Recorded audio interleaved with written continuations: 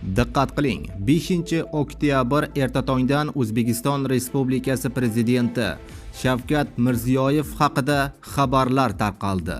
Assalomu alaykum, hurmatli tomoshabinlar, tezkor yangiliklardan, birinchilardan bo'lib xabardor bo'lishni istasangiz, videorolik ostiga like tugmachasini bosib qo'yishni unutmang. Diqqat qiling, Mirziyoyev mehnat ta'tilidan qaytdi.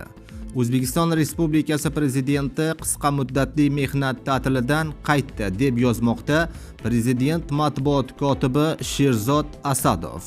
Ma'lumot uchun Prezident Shavkat Mirziyoyev 2025-yil 29-sentyabrda qisqa muddatli mehnat ta'tiliga chiqqan edi, deyiladi xabarda.